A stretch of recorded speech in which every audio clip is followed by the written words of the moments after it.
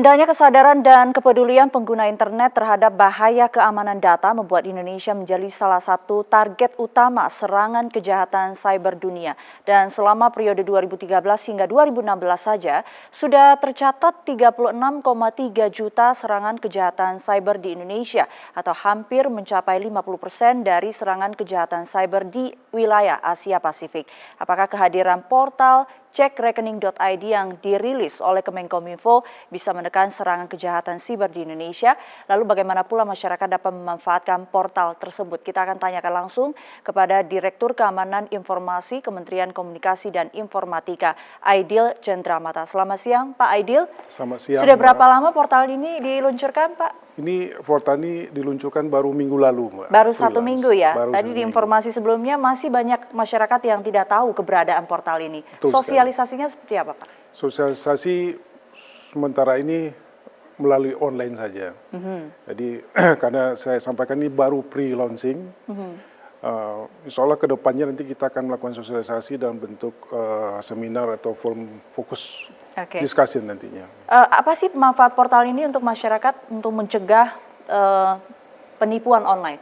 Ya, seperti tadi disampaikan,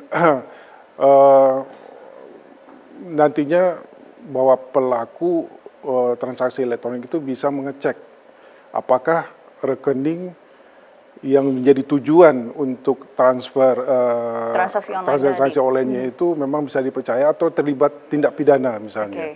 Bisa dipercaya apa tidak.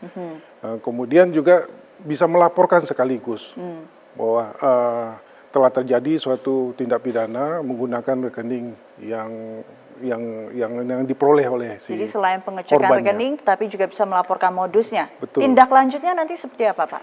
Tindak lanjut nanti aplikasi ini akan dikembangkan lagi. Tindak lanjut pertama kali bisa jadi rekening yang dilaporkan itu juga dalam tahap penyelidikan atau dalam tahap penyidikan oleh penegak hukum.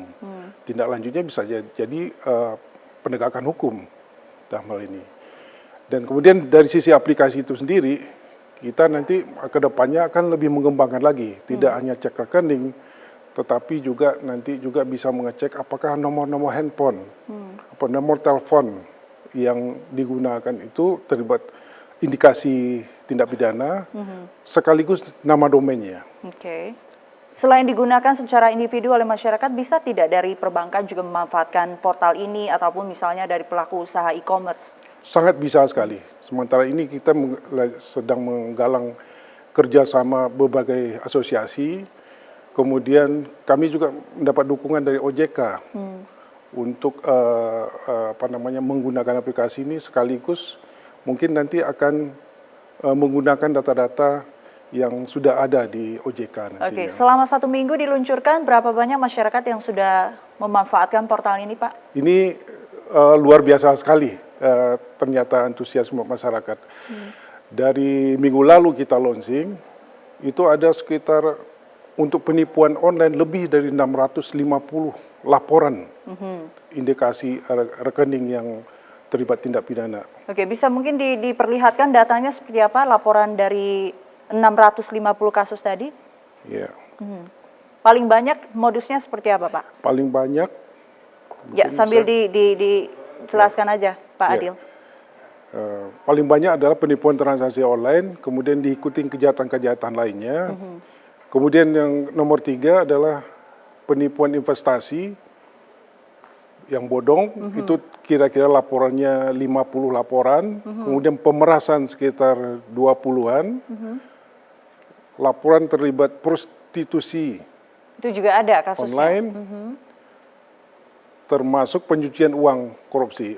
Terkait dengan penipuan transaksi online ada sekitar 650 lebih laporan. Jadi memang paling banyak penipuan transaksi online. Pak, selain portal seperti ini, ada tidak sih regulasi yang kemudian menjadi acuan misalnya dari perbankan ataupun pelaku e-commerce untuk ditaati dalam sistem pengamanan portal mereka? Sebetulnya regulasi terkait penipuan online ini sudah di-cover oleh Undang-Undang Informasi dan Transaksi Elektronik, di mana disebutkan pertama kali di pasal 15-nya adalah bahwa penyelenggara jasa internet atau sistem elektronik harus menjamin keamanan dan keandalan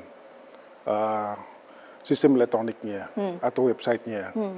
Kemudian yang kedua, ada sebetulnya kewajiban bagi penyelenggara website untuk menggunakan sertifikasi elektronik atau SSL, sehingga komunikasi antara pengguna dengan website yang dituju itu aman. Kemudian ada kewajiban lagi, yaitu menggunakan Trustmark. Trustmark ini suatu logo yang diberikan sebagai bukti bahwa pelaku usaha sudah menginformasikan jenis usahanya sesuai dengan tujuan dari bisnisnya. Jadi bisa dijadikan suatu data yang otentik, jelas keberadaan pelakunya di mana, siapa pelakunya. Kewajiban seperti ini disadari tidak oleh para pelaku e-commerce dan juga masyarakat? Ya, ini yang belum disadari. Tetapi yang paling siap memang pelaku dari perbankan. Perbankan kalau kita lihat mereka sudah menggunakan sertifikasi elektronik semacam CA atau SSL, sudah menggunakan logo Trustmark dan fitur keamanan lainnya. Baik, kita tunggu saja nanti portal ini mungkin bisa dikembangkan lebih luas lagi supaya masyarakat bisa memanfaatkannya. Terima kasih Pak Aidil Cendramata, Direktur Keamanan Komunikasi dari Kemenkominfo untuk waktunya di Metro Siang.